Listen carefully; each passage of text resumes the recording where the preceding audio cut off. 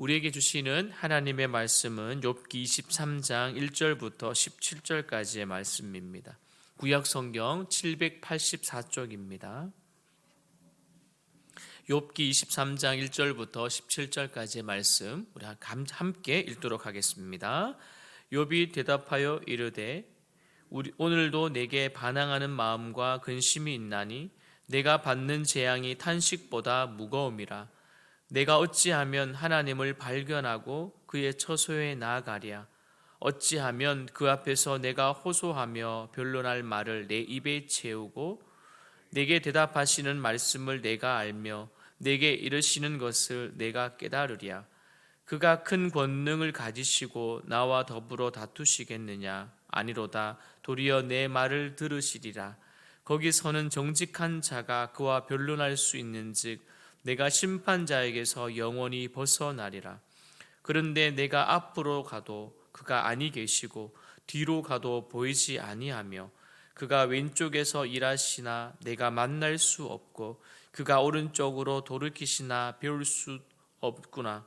그러나 내가 가는 길을 그가 아시나니 그가 나를 단련한 후에는 내가 순금같이 되어 나오리라. 내 발이 그의 걸음을 바로 따랐으며 내가 그의 길을 지켜 치우치지 아니하였고 내가 그의 입술의 명령을 어기지 아니하고 정한 음식보다 그의 입의 말씀을 귀히 여겼도다. 그는 뜻이 일정하시니 누가 능히 돌이키랴. 그의 마음에 하고자 하시는 것이면 그것을 행하시나니 그런즉 내게 작정한 것을 이루실 것이라. 이런 일이 그에게 많이 있으니라. 그러므로 내가 그 앞에서 떨며 지각을 얻어 그를 두려워하리리라. 하나님이 나의 마음을 약하게 하시며 전능자가 나를 두렵게 하셨나니 이는 내가 두려워하는 것이 어둠 때문이나 흑암이 내 얼굴을 가렸기 때문이 아니로다. 아멘. 이번에도 친구인 엘리바스는요, 욥에게 하나님의 의로움도, 즉 인간의 의로움도 하나님 앞에는 무익하며 또한 하나님은 인간의 그 의로움을 필요하지 않는 완전한 존재이므로 인간의 의로움에는 무관심하다라고 주장을 했습니다. 여러분, 이에 엘리바스를 향해서 욥이 또 입을 엽니다. 그 내용을 오늘 보니 하나님을 찾아서 지금 자신의 무죄를 변론하고자 하는 그 필사적인 소망이 담겨져 있습니다. 아마도 친구들의 그 기나긴 그 비난에 지쳐 있었고 또한 심히 상한 마음으로 말하는 그 욥의 상태를 보아 그는 아마 심히 황폐했음을 우리가 알 수 있을 것입니다. 2절 말씀을 보십시오. 오늘도 내게 반항하는 마음과 근심이 있나니 내가 받는 재앙이 탄식보다 무거움이라. 아멘. 여러분, 욥이 자신이 원망할 수밖에 없는 이유는요, 받는 벌, 지금 이 받은 벌이 너무 혹독하기 때문입니다. 그래서 하나님을 만나고 싶어 합니다. 그리고 하나님 앞에서 자신의 의로움을 주장하면서 이토록 처참한 그 고난을 받을 정도로 잘못을 저지르지 않았음을 변론하고자 하는 그 마음이 생겼습니다. 아니, 강합니다. 그런데 보십시오. 현실은 어떻습니까? 현실은 다릅니다. 3절을 보니까 내가 어찌하면 하나님 발견할 곳을 알고 내가 어찌하면 하나님을 만날 곳을 내가 발견할 수 있을까라고 탄식합니다. 그러면서 그는 점점 확신이 생기고 욥은 하나님 앞에서 호소할 것을 그는 단언하게 되어집니다. 이 말이 무엇입니까? 즉 그는요, 자신이 확신과 그리고 자만심에 사로잡힌 그 욥은 이제는 스스로에게 내게 대답하시는 말씀을 내가 알고라고 확신시킵니다. 그래, 나는 말할 수 있을 거야, 나는 만날 거야 라고 자기 확신을 합니다. 그리고 그는요, 자기의 주장에 대해서 하나님이 무엇이라고 대답할지를 깨닫고 그것들을 능숙하게 반박할 수 있는 순간이 앞으로 올 것이다 라고 그는 생각을 합니다. 여러분, 어떠합니까? 사람이 너무 힘들고 어렵고 그 기간이 길다 보면 나도 모르게 그냥 거기서 자각하고 거기에서 그냥 받아들이지만, 좋게 받아들이면 되지만 거기서 잘못되어진다면, 까딱 잘못하면 사람이 어떻게 됩니까? 이상해질 수가 있지 않습니까? 여러분, 사람이, 저도 예전에 이런 말을 들었습니다. 누구 동네에 누구 아이가 조금 정신이 이상해졌더라. 그런 말 들어보셨습니까? 어떻게 보면 후천적으로 어떤 상황 때문에, 아니 선천적인 요인도 있겠지만 후천적인 상황 때문에 그가 그렇게 될 수도 있다는 것이죠. 사람이 견딜 수 있는 한계, 그리고 자기 한계를 넘어버리면 사람이 이상하게 될 수가 있습니다. 오늘 욥을 보면 마치 조금 이상하지 않습니까? 이렇게 했다가 저렇게 했다가. 그런데 여러분 자세히 보면 오늘 현재의 욥으로서는요, 지금 이런 일이 실제로 벌어지리라고 상상할 수 없었던 것, 즉 그는 죽어서나 아니면 그분을 만날 수 있을 거라고 그는 생각을 하고 있었습니다. 이제는 그는 극도로 이제 생각을 합니다. 왜요? 오늘 하나님의 말씀을 보니까, 그런데 내가 앞으로 가도 그가 안 계시고 내가 뒤로 가도 안 계시고 동시에 전후 좌우를 살펴보아도 어디에도 그분을 직접 대면할 수 없기 때문에, 아니 대면할 수 없음을 경험했지만 그래도 놀랍게도 욥은요, 이렇고 저렇고 한 상황을 다 따져봐도 한편으로 그에게 희망이 있는 것은 그 마음에 포기하지 않는 마음을 가지고 있었습니다. 상황은 지금 자기가 원하는 대로 되지 않습니다. 바뀌어지는 것도 하나도 없습니다. 자기의 정신도 오락가락했을 것이고 마음도 하루에 몇 번, 수백 번 왔다 갔다 했을 것입니다. 그런데도 그는 하나님을 포기하지 않고 있었습니다. 오히려 만약에 하나님을 찾을 수 없다 하더라도 하나님이 자신을 찾아오실 거라고 그는 고백합니다. 그것이 10절 말씀 아닙니까? 그가 10절, 욥기에서 가장 많이 인용되고 사랑받는 구절 10절, 그리고 이 구절이 욥이 자신의 무죄를 주장하는 그런 구절이기도 합니다. 우리 10절 말씀 같이 읽습니다. 23장 10절입니다. 시작.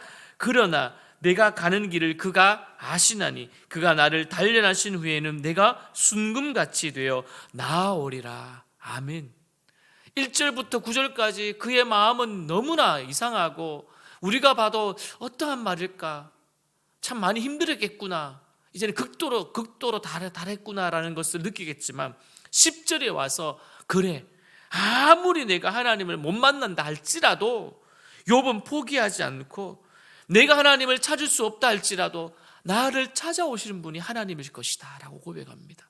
사랑하는 성도 여러분, 요한 1서에도 우리는 알고 있지 않습니까? 내가 먼저 하나님을 사랑한 것이 아니라 하나님을 나를 사랑하셨다고, 나를 먼저 찾아오셨다고. 그래서 하나님은 사랑이시라고.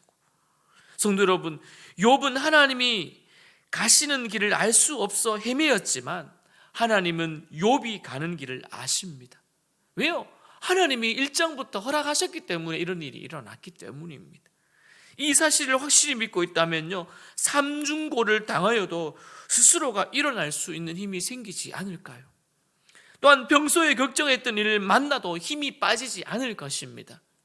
그럴 때마다 여러분 시편 73편의 말씀을 기억하십시오. 시편 73편의 말씀을 보니, 하늘에서는 주 외에 누가 내게 있으리요, 땅에서는 주밖에 내가 사모할 일이 없나이다. 내 육체와 마음은 쇠약하나 하나님은 내 마음의 반석이시요 영원한 분기시라. 무릇 주를 멀리하는 자는 망하리니 음녀같이 주를 떠난 자를 주께서 다 멸하셨나이다. 하나님께 가까이함이 내게 복이라. 내가 주 여호와를 나의 피난처로 삼아 주의 모든 행적을 전파하리이다. 아멘. 하나님을 가까이 하는 것이 무엇이라고요? 복이랍니다. 오늘 욥은 하나님을 늘 가까이 하였습니다. 이런 시련이 이제 나를 단련한 후에 내가 정금같이 순결한 모습으로 나올 것이라고 욥은 선언합니다. 이 욥의 이 선언은요, 정말 그의 인생에서 이루어졌습니다. 하나님은 그를 더 강한 믿음의 사람으로 만들어 주셨죠. 그래서 욥은 이 시련을 시험이라고 생각합니다. 시험 말이죠. 야고보서 1장에 보니, 내 형제들아 너희가 여러 가지 시험을 당하거든 온전히 기쁘게 여기라.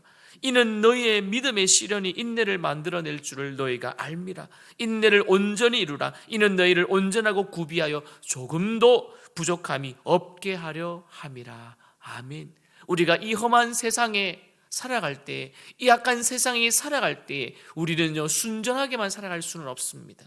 우리는 시험을 통하여, 이 시련을 통하여 우리는요, 온전히 구비하여 조금도 부족함 없이 우리는 하나님의 전신갑주를 입고 살아가야 될 자들임을 우리는 잊지 말아야 될 것입니다.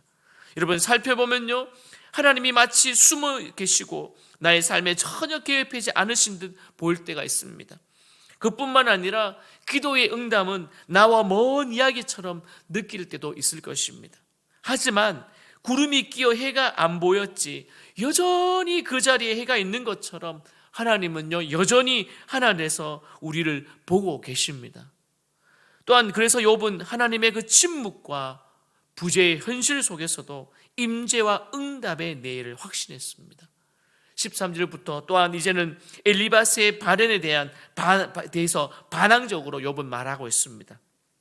즉 부자면서도 힘이 있을 때 가난한 형제를 갈취하고 고아와 과부를 억압했기 때문에 욥이 함정에 빠진 것이고, 또한요 두려움이 엄습한 것이 결코 아니라 어떻게 해요? 죄 때문에 어둠 속에 있는 것이 절대 아니라고 그는 반박하고 있습니다. 죄 때문이도 아니고 그리고 두려움 때문에 내가 이런 것도 아니다. 왜요? 즉 또한 자신을 두렵게 하고 마음을 약하게 하시는 분은 바로 누구요? 하나님이라고 고백하고 있습니다. 하나님. 여러분, 하나님이 나의 마음을 약하게 하시며 전능자가 나를 두렵게 하셨나니. 아멘. 외부의 어려움 때문에 힘드는 것도 있지만 진짜 나를 두렵게 하는 것은 그것이 아니라 진짜 두려운 것은 하나님이시다. 하나님. 즉 욥은 자신의 고난이 하나님의 결정으로 어떻게 해요? 진행되었기에 그분이 내리시는 고난은 돌이킬 수 없는 것이라고 고백하며 두려워했습니다. 하나님이 멈춰주시고 하나님이 해결하시지 않으면 안 된다는 고백 아닙니까? 그럼에도 욥은요 하나님이 자신을 버리지 않을 것이라고 알기 때문에 끝까지 묻고 찾고 있습니다.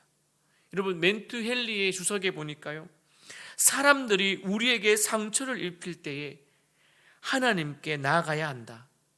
그분에게 우리의 일을 의탁할 수 있기 때문이다 라고 되어 있습니다. 중요한 것이죠. 사람이 우리에게 상처를 입혔을 때 우리는 사람을 통해 치유할 수도 있지만 근본적으로 우리를 치료하기 위해서는요 누구에게 나가야 된다고요? 하나님 앞에 나가야 합니다. 그리고 더 중요한 것은요 하나님께 나아가서 하나님의 일을, 즉 우리의 일을 하나님께 의탁해야 한답니다.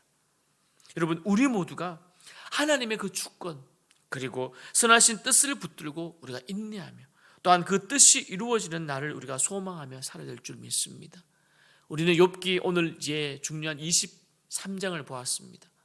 우리는 마지막 장에 이르러서는 우리는 정말 욥이 하나님께서 주시는 갑절의 은혜를 받는 것을 우리는 또 보게 되잖아요.